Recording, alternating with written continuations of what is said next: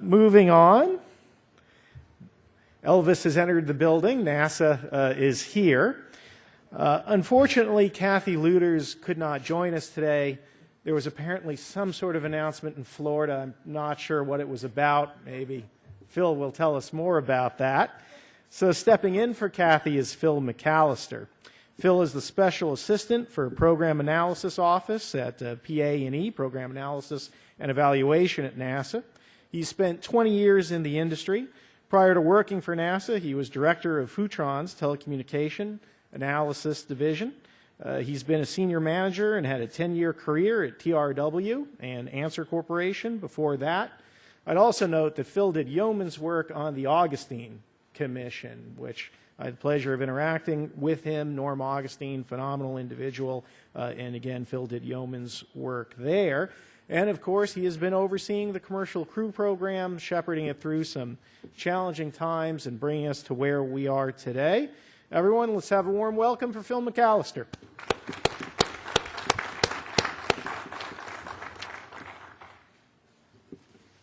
Thanks, Mike. I'm sorry if I messed up the schedule. I thought I was on at 11:30. Sorry, George. I appreciate you being flexible.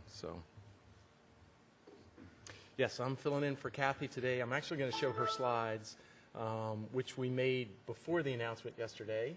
And of course, all the questions that we couldn't answer yesterday, I still can't answer today. I'm sorry. So now I think I've ensured that no one's going to listen to what I say, right? Yeah. I can take questions. I might be able to answer them, might not. But I do have some important messages that I think are still relevant, even in light of the announcement yesterday, which kind of trumped some of our messages. But this is what we wanted to communicate. And I promise these are actually Kathy's slides, and you'll see what I mean in a couple minutes. So let's go to the next one. Oh, I do it? Oh, okay, sorry. Great, all right. So we really embarked on commercial human space transportation at NASA in 2010, where we really established the philosophy of how we were going to operate the program. We wanted to partner with industry to develop a transportation system or systems for low Earth orbit to help not only NASA, but to also help foster the commercial space transportation, human space transportation to low Earth orbit industry. And so since that time, we've been pretty busy. This was our vision. Commercial human spaceflight to LEO, we want that to be robust, vibrant, with many providers and a range of public and private users. We felt like that would strengthen the ISS, be good for NASA, be good for the nation, and for our economy. So we've always had these dual purposes. It has led to my schizophrenia. My therapist thanks my job because I go and I'm like, am I NASA purpose or public purpose? We're both. And we reconciled that several years ago. We were really trying to accomplish both. For NASA's purposes, we want to be able to transport our people and our NASA astronauts and NASA personnel up and down to the International Space Station. That's our need. But we also want to support this development of the non-NASA market for commercial human space transportation. Mike mentioned my work in the Augustine Committee, and in that report you will see a fairly compelling argument that was made for commercial space transportation. And so we embarked on this program in February 2010 is when it was announced in the President's budget request. And at that time, we spent a couple months after that sort of fleshing out the program, and I gave a briefing the first time that we actually laid out our plans at an exploration workshop. This was in Galveston, Texas, in I think May of 2010. Was anybody in the audience? Was anybody at that conference? There we go. There's one. All right. Frank, a couple others. Great. I was pretty nervous at that meeting. It was really the first time that we had talked about human space transportation done in this partnership way. We had been engaged with the cargo program that was started under Mike that had been very successful up until that point. But if you remember, in spring of 2010, we did not have any successful cargo flights up until that period. So it was a pretty strong commitment on the part of the agency to move out in this direction. And this is the framework that I laid out back in that time. We wanted to accommodate a diverse set of people, not just NASA astronauts, but anybody that wanted to go into low Earth orbit. We wanted to enable that. We wanted to support multiple commercial systems. This is actually word for word from my slides, and this is what I mean. I'm not, didn't do this just to reinforce my own messages. Kathy, I guess she was sucking up or something, but she used my charts, and I think that's important. Incorporate requirements and a concept of operations as high level as possible. We wanted to provide the maximum trade space for the providers and our partners to innovate and come up with their own solutions. So if you dictate every last requirement and every detailed nuance of the system, there's not a lot of trade space there. So we wanted to try and, as much as possible, expand that trade space so that the partners could be innovative. What else we have? Rely on spaceflight certification, which we are doing. This last contract, the transportation contract, CCTCAP as we call it, is primarily about certification, but we also added some services missions. We're not going to be talking about, or we're not going to actually certify other missions. When you get down to the requirements, it's very much tied to what you're doing. So the requirements that we have are for our mission, which is to go up and down the International Space Station, and that has some unique requirements. So we're not certifying these systems for others, and that's why we've entered into this partnership with the FAA, which has been very successful so far. We're not done. We've got a lot more work to do. But we're not a regulatory agency. We don't intend to be a regulatory agency, so we do our part. We need a service, and in order to provide that service, we need to certify those systems for our personnel. And then culminate with FAA licensing. We spent a lot of time on that verb, actually, because we weren't quite sure when FAA licensing would kick in, but since that time, we fleshed that out for the very first services mission to the ISS that will be FAA licensed for public safety. So our approach. Again, this was from my slides over 4 years ago. Competition through pre-negotiated milestone-based agreements. We still have that with the TCAP contract, which we announced yesterday. Require an end-to-end transportation solution, but encourage the development of a range of launch vehicles and spacecraft combinations. Definitely want industry skin in the game. We wanted to promptly and clearly state our safety requirements, and actually our first safety requirements document was published later that year in 2010. And we wanted a competitive selection at the end of the development for the services phase, for one or more through firm fixed price contracts. So I'm very pleased to be able to stand up here over 4 years later and say we've delivered on these promises, I think. We have stayed true to that original vision. We've changed our tactical acquisition strategy a little bit and modified a little bit about our approach, but for the most part, we have stayed true to these principles, which I'm very, very proud about. So how have we done? We've had this sort of stepwise approach, incremental steps, no more baby steps. We are going all the way with TCAP. We've had partnerships with 8 commercial companies. I don't know if you can see all those in the chart. There's a lot of colors. Whether we had a funded agreement or an unfunded agreement, but we have accommodated a very diverse set of concepts. We have high-level performance requirements as well as more detailed safety requirements. We had to provide a certain level of detail about our safety requirements to ensure that these systems are safe enough for NASA astronauts. So if you look, you can see the public purpose stays with us all the way through this journey, throughout the circle of life. We call this the circle of life chart. So we're always going to be mindful of that and help facilitate that. But now the NASA purpose is becoming a little bit more dominant because we are really talking tactically about how to get our crews up and down to the space station as soon as possible in a safe manner and in a cost-effective manner. So you can see we've had a number of incremental steps.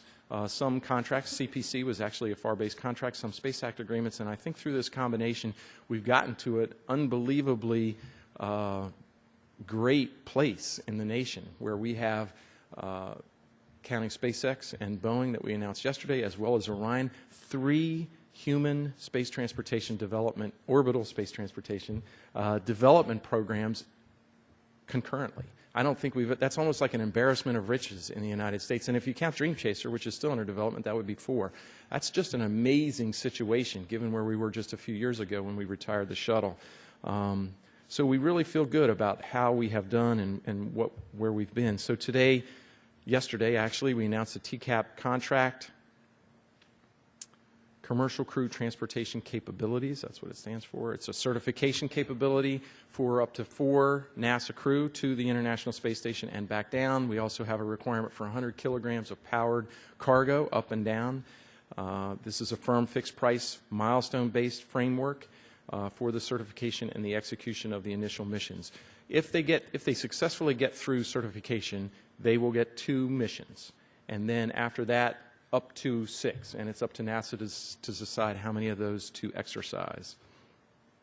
And most importantly is this, that we are continuing, in my opinion, in a partnership arrangement. Yes, we have a contract. That does not supersede or trump the fact that we are in a public-private partnership, and we intend to operate that way. Industry is taking significant risk and providing resources. NASA is providing significant resources as well. And together, I think we have an alignment of goals which enables this partnership to be successful. So going forward, my main message is we're just buying, at this point, NASA is just buying a service. We are not dictating how this market and how this industry is going to evolve. That's going to be up to all of us in this room and all of us in the aerospace industry. Everybody, I believe, has a stake in this game for commercial human space transportation for the United States. I hope everyone is not going to just defer to NASA and say, well, whatever NASA wants to do. No, this is going to be something that we all together create. And hopefully 5 or 6 years from now, we're going to achieve that vision that I showed in the very first slide. Multiple users, multiple providers doing a diverse set of things. We are helping to provide the transportation infrastructure, but we need more people, more companies doing more things in low Earth orbit. We're going to have a very big anchor tendency because we've got the International Space Station. We're going to be doing lots of experiments and groundbreaking research, and these contracts really help that because we're going to be able to put up a 4th U.S. astronaut almost completely dedicated to research. So we're really happy about that. But again, we're just buying a service. We need the FAA, the Air Force, these other agencies to collaborate with us to make sure that this is a seamless regulatory environment for our partners, and we need industry. In a big way, we all need to be doing more things in LEO. We definitely do not want to take a step back after we've established these transportation architectures. And the only way to do that is for more of us to be doing more things. We want to hear from industry about what their needs are to enable this commercial transportation industry to grow, because we want to be mindful of those. And then that's in our interest as well. We're not purely doing this altruistically. More users, more customers for commercial space transportation helps NASA and makes our service more reliable, more robust, and hopefully more cost-effective. So that's my main message today. So with TCAP, we announced 2 awardees. Before I go into that, I do want to take a moment to acknowledge Sierra Nevada. Do we have any Sierra Nevada people here? Great. I want to take a moment to really acknowledge the hard work, dedication, and the passion for human spaceflight that Sierra Nevada has exhibited with us over the years. We hope to continue that partnership. They were not selected for TCAP, but we really want to. It's been a pleasure working with the company. The company's been a great partner, and we're going to continue that partnership certainly through the end of their current agreement, and we'll see after that. But really was excellent, almost unbelievable work, the amount of maturity that we've been able to exhibit with the Dream Chaser, and it's only through the hard work of the Sierra Nevada company and the employees that have enabled that Dream Chaser to get as far along as it has, which has been just wonderful to watch and be a part of. So I want to make that acknowledgement. So going forward, SpaceX $2.6 billion, Boeing $4.2. That's the maximum contract value for all the certification work, all 6 post-certification missions. We had to come up with an acronym, sorry, PCM. That's the mission that's going to take our astronauts up and down to the ISS, and then a small amount of special services in case we need to do some additional work that might not have been covered within the scope of the contract. So the ordering period is 5 years, and we are committed to the goal of 2017. Of course, we're not going to sacrifice safety. It's going to be a difficult road. I don't want to talk about the challenges because there's going to be plenty. I'm trying to take at least one day. It hasn't even been 24 hours. I'm going to take at least one day to sort of enjoy the moment. Like I said, no more baby steps. I feel like we've kind of graduated high school, and now we've got this sort of 4 years of college that we've got to go through, 3 or 4 years of college, and then on to the real world of services. But getting to where we are today with 3 human space transportation systems at about a CDR level of maturity, the ICAP agreements were only about $1 billion, and we've made remarkable progress. We're looking forward going forward, but we've still got plenty of challenges, both financial and technical, to get through the next 3 or 4 years. But again, hopefully working together as an industry, we can make that happen. I really feel like we have an alignment of goals, which is going to make this a little bit easier as we go forward. Thank you very much.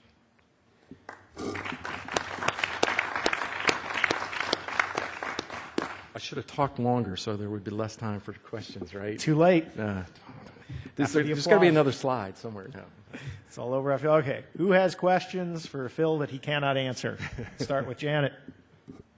Go ahead. Hi, Phil. Hey. So we're saying that we're still doing public-private partnerships. It's a FAR Part 15 contract arrangement. Is that compatible? Can we do that? Yeah, I believe so. When I look at the definition of a public-private partnership, it generally involves a contract. I'm sure those in industry have lots of partnerships. Usually there's either a memorandum of understanding or a contract that dictates both parties' roles. So I don't see that as incompatible at all. I really feel like this meets the test of public-private partnership when industry and the government are each taking risks and each providing resources, financial, labor resources for the accomplishment of a united goal. I just read that definition in the Council of Public-Private Partnerships. I also Wikipedia'd it, and it was the same, so that was really nice. And so, yes, we feel like this is still a partnership, but it is the contractual terms are under the FAR Part 15 contract. Okay, thanks. And for what it's worth, Janet, we've done the BEAM program under the FAR, and that involves significant cost sharing, fixed price, milestone based. So I think there have already been some good examples of real public-private commercial operations under the FAR. Yep. Great, thank you. Other questions from the COMSTAC? Samantha. Thanks. So Phil, what's your perception of the public and industry response to yesterday's announcement? The response? Yeah. I just got a summary from our PAO person, and so I'll just quote her. Overwhelmingly positive. That wasn't my words, that was hers. Of course, she's in public affairs, so maybe she's got a conflict of interest there. So we heard a lot of good feedback. I think we are reestablishing U.S. access to space, human space transportation access. I don't think anybody disagrees with that goal. I think that's a good thing. We're all really energized. Sometimes we can take the joy, we can just suck the joy out of these because there's so many rules and we have to be conscious of what we can say. But stepping back, this is a historic moment to reestablish human space transportation. We're not there yet, but we have the agreements in place to get there. So I'm really happy and really excited about where we are. Deborah. Over the years, we've talked a lot about getting more use of flexible contracting mechanisms. We talked this morning with Pam Melroy about other transaction authority, FAR Part 12 services, data buys, et cetera. So where do you think NASA is in terms of adopting this more commercial model for areas beyond space transportation? Again, not even 24 hours old, and we're always looking to the next step. That's a logical question, actually, Deborah. I'm just teasing you. And I've gotten that question. You knew I would ask that one. Yes, right. And that's a great question. And I think there are opportunities looking forward to potentially apply this kind of partnership model going forward. And we'll just have to wait and see on that. I would say that NASA has used a variety of approaches for the various missions that we have, and it's usually mission focused. So we spend a lot of time on our acquisition strategy, how we're going to do this, and then after we have had a full and robust vetting process inside the agency that we go forward. NASA needs the flexibility to perform a variety of missions under a variety of different constructs. This is just one. It's proven to be extremely successful under cargo. We hope it will also be successful under crew. And I think there might be some applications, but we're not even actually doing crew exactly like cargo. We've made some adjustments as needed. And so I'm just a big fan of flexibility. I just really hope that NASA will always have the flexibility to tailor our approach for the appropriate mission. For this mission, for commercial crew, there had to be a number of important ingredients before we would have embarked on this. Number one, we needed strong industry who were financially and technically capable of doing this mission. We needed the potential for non-NASA customers. certainly. Otherwise, I don't think we would be doing this. We can't be pushing the state-of-the-art technologically. If you're pushing the state-of-the-art technology, very difficult to do a firm fixed-price development contract. And you need a constrained federal environment, which I think we're going to be in probably for the foreseeable future. If we had a lot more money, maybe we would look at something different. But sort of you put all those ingredients into the primordial soup and you come out with commercial crew. So you have to look at the circumstances, the mission that we're trying to perform, and then I think that will dictate the approach. Rather than take the approach and then trying to find an application for it, we start with the mission and then figure out how the best to achieve it. And I hope NASA will always have the flexibility to tailor the approach for the mission appropriately. And for what it's worth, Deborah, to hail back to Michael Gazarek, STMD is using a variety of Space Act agreements, of broad agency announcements to move forward with their programs. And last COMSTAC, we had Jason Krisan from Advanced Exploration Systems. He, too, is leveraging a series of unfunded SAAs as well as some very innovative FAR procurements. So, you know, as Deborah points out, I just hope we continue to be innovative and leverage whatever the best vehicle is for the program. Michael Lopez Alegria. Hey, Phil. So first of all, congratulations. Thank you. I mean, I think it is a good moment to celebrate, and I think everybody in the room is very pleased that you chose 2 competitors instead of 1. Really great for the industry, for the country, for everybody. So technical question. In CCDEV2 and CCICAP at least, the milestones and sort of a straw man schedule, I don't know if it's a matter of public record, but it was out there in the public. Right. The various companies would show that. Will the same be true under this and CCTCAP? In other words, will we be able to see what the milestones are and when they're scheduled to occur? So, Right. So we haven't really determined everything that we're going to be releasing publicly. So I'm just going to say I'm not sure about to what extent we are going to be releasing additional information. There will be additional information about the selection. We do plan to release this selection statement, so you'll be able to see a little bit more about our insight into the selection. The details of the contract, a lot of that is proprietary, so I just can't say. We did get credible schedules. We are all 3, Boeing, SpaceX, NASA, committed to the goal of 2017. There are required milestones, what Mike's getting at. There were 5 specific milestones that had to be included in the contract, and they do have dates associated with them. And then there was this additional set of company proposed milestones that everybody included as well. So I'm just not sure, Mike. I think so, but I can say additional details will be coming. I'm just not sure to the extent what those details will be. So if I can chime in with a few questions that I'm sure you can't answer. So let me Those are easy apologize in then. advance. Yeah. Just say no.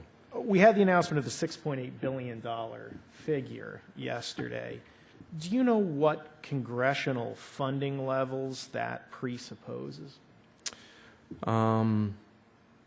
We hope to be able to get the President's budget request for next year, and then the out years, obviously out-year budgets are always subject to congressional appropriations, and we're going to be working with our congressional oversight committees on making sure that that budget is accurate, transparent for them, and understandable so that we can execute these contracts. And along those lines, do we have any idea, just taking the Senate number of 805 for commercial crew in FY15, do we know what the breakdown will be between Boeing and SpaceX for that money? Probably somebody in my resources office knows that, but it'll be dependent on the milestones. Again, there were company-provided milestones, so they don't look exactly the same, the contracts, although they are for the same eventual service. Tactically, how they get there, test programs, obviously a little bit uniquely different. So, so I can't say at this point exactly what the split is for next year. For TCAP, yeah, ICAP we've got the obligations necessary to finish the ICAP agreements. Other questions from the COMSTAC? Aren't we out of time? Phil. First of all, congratulations to you and NASA, Thanks, especially Steve. to you, because I know you have fought these many years, and from 2010 to now, having survived it is a great accomplishment. So congratulations on graduating from high school. So I know you want to enjoy these 24 hours, but what do you see as sort of the top 2 or 3 challenges to ensure the program's successful and you can keep it sold? That's a great question, Steve. I think I had a series of risks in a very formal risk management system prior to the awards, and now that we've got these awards, we have to relook at that. So I haven't actually thought about that. Obviously, we're going to be in a constrained budget environment.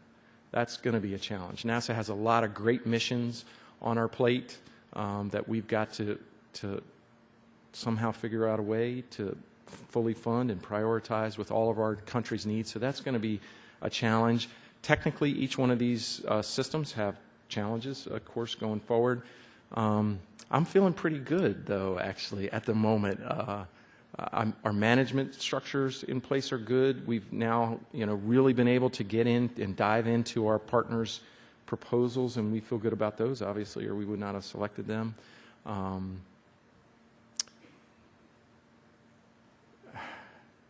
I guess that's it. There's nothing that comes screaming to mind other than the budget, which is always a challenge for any NASA program going forward. I guess that would be the biggest one. And then next, I'm trying to think of my top 5 risks. I should have the David Letterman top 10 list ready to go. Next time I speak, I'll have that. Steve, thanks. Sorry. Other questions from the COMSTAC membership? Seeing none, let's go to the audience. Does anyone have questions from the audience for Phil? Frank, of course. Okay, bring it on. If we could turn on the mic, too, please. Is that working? That's working. Just wondering, obviously you picked 2 yesterday. There were 3 competitors. There might be other companies that emerge over time. We already saw with COTS where one provider was not able to execute, and you brought on somebody else to offset that. Is there an on-ramp provision? Are you going to be considering other companies to still come on later on in the process? Right. Great question, Frank. There is an on-ramp clause in the TCAP RFP. You can look at it. I forget the clause. It's H something that says at some point we could bring on an additional provider should our requirements dictate or other circumstances. It's a pretty broadly worded contract. So yes, we have an on-ramp clause.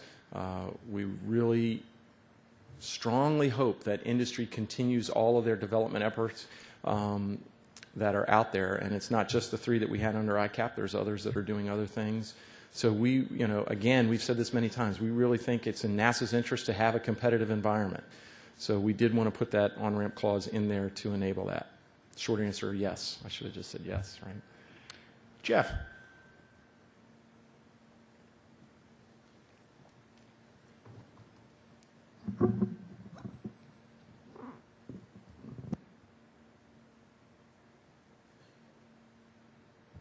I'll repeat it, Jeff. I can probably hear you.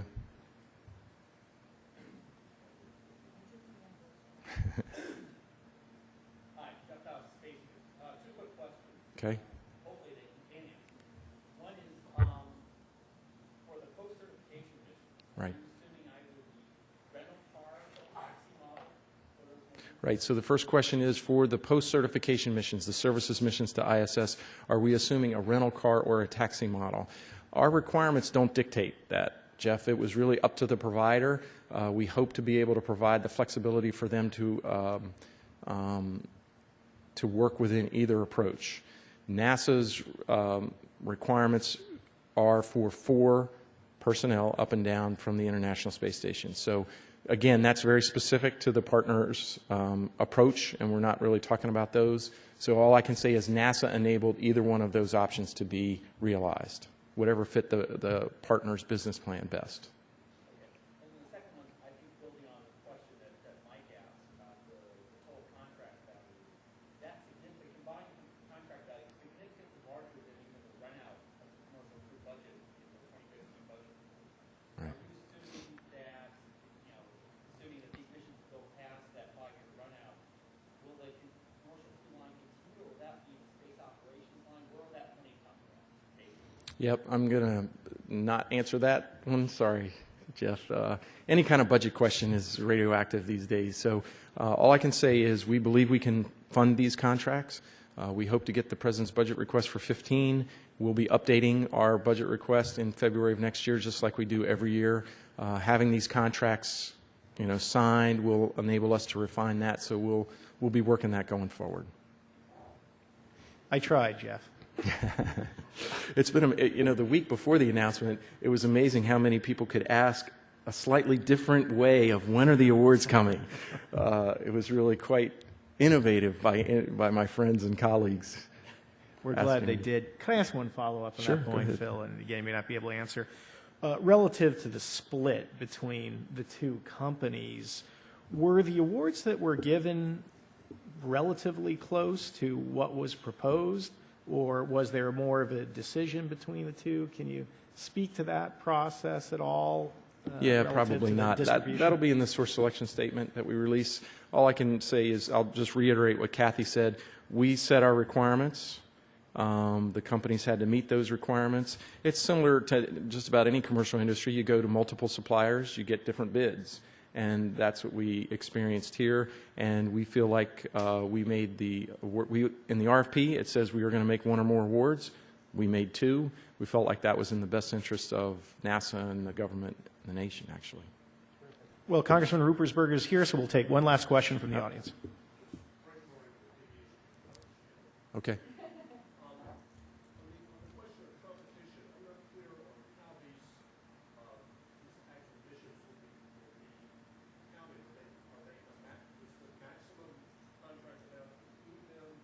Right.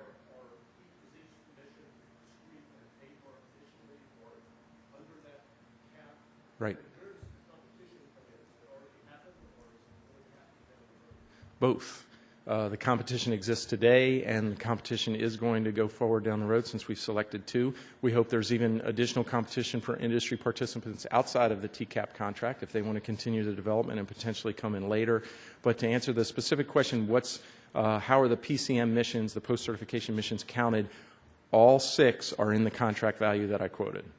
And we will make the decisions about when to exercise and which ones to exercise in the future. Each company gets 6 total, 2 guaranteed if they make it through certification, and then the others are options on the contract. They're in the contract. Thank you very much. So, Phil, let me just say, NASA did not have to delay this announcement until the COMSTAC, but we appreciate you doing it anyway. That was the timing. Yep. So, hey, thank you again for everything that you've done, both prior to Commercial Crew and on the Commercial Crew program. You've certainly taken fantasy, turned it to reality, so you've earned these Star Trek mugs. Oh, So. my gosh. Thank you. Round of applause for Phil McAlister. Thank you.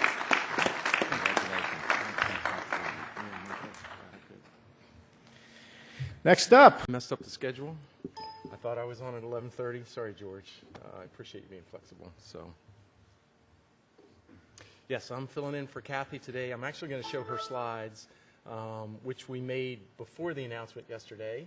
And, of course, all the questions that we couldn't answer yesterday, I still can't answer today. I'm sorry.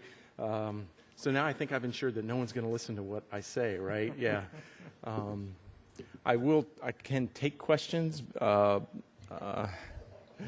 I might be able to answer them, might not. But I do have some important messages that I think are still relevant, even in light of the announcement yesterday, which kind of trumped some of our messages. But this is what we wanted to communicate. And I promise these are actually Kathy's slides, and you'll see what I mean in a couple minutes. So let's go to the next one.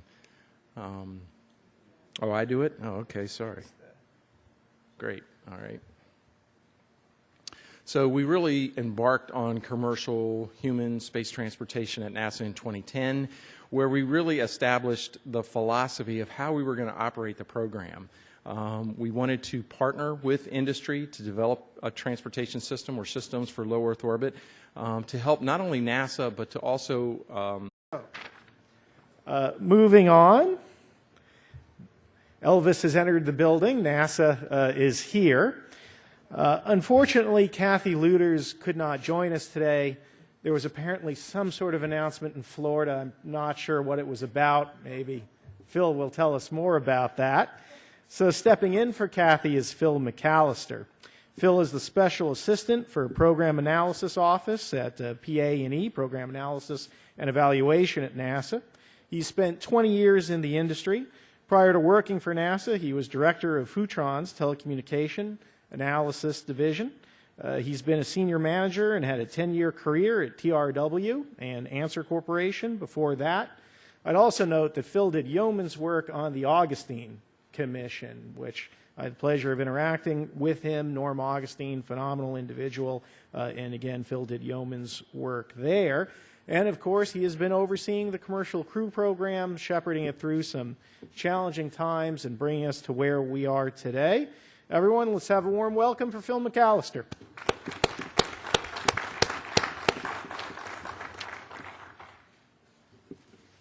Thanks, Mike. I'm sorry if I'm help foster the commercial space transportation, human space transportation to low Earth orbit industry. And so since that time, we've been pretty busy. This was our vision. Commercial human spaceflight to LEO, we want that to be robust, vibrant, with many providers and a range of public and private users. We felt like that would strengthen the ISS, be good for NASA, be good for the nation, and for our economy. So we've always had these dual purposes. It has led to my schizophrenia. My therapist thanks my job because I go and I'm like, am I NASA person?